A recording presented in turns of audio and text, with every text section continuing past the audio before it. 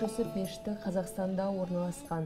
8 қырлы мешіттің мұнарасы 63 метр, жартайы қойылған күмбездің биіктігі 54 метр. Күмбез түсі аспан түстес шаңырақ формасын еске салады. Мешіттің архитектурасы ашылған жүректі көз алдыңызға келтіреді. Бейне бір ол жүрек бейбітшілік пен мейірімге жол бастап тұрғандай.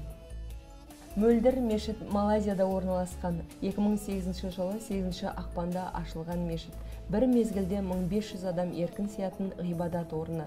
Темірбетоннан құйылып, шынымен қапталған. Фейсал мешіті Пәкістанда орналасқан. Бұл мешіт үлкендігімен ерекшеленеді.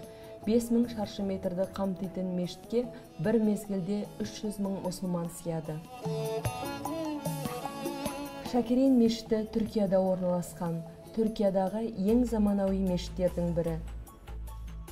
Женан Жұмалық мешіті Малиде орналасқан. Балшықтан жасалған ең үлкен ғимарат.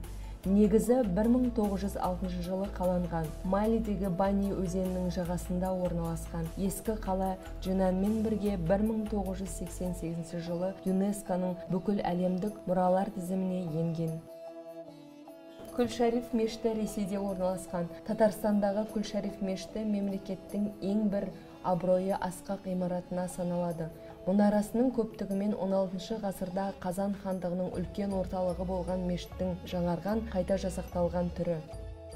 Путра мешіті Малайзияда орналасқан. Путра мешіті 1997-99 жылдары Малайзияның жаңа әкімшілік орталығында салынған. Путраджая қаласындағы жасанды Путраява көлінің жағалауына салынған мешіт Малайзия премьер-министрінің резиденциясының қасында орналасқан.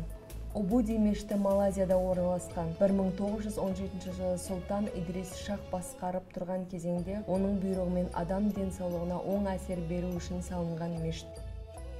Байтонур мешіті Канадада орналасқан.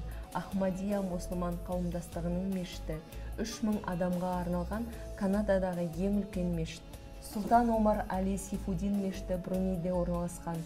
Бруней астанасы Бандар Сери Бегаванда орналасқан корольдік мешіті. Азия тынық мұхиты аймағындағы ең таңғажайып орынға жатқызуға болады.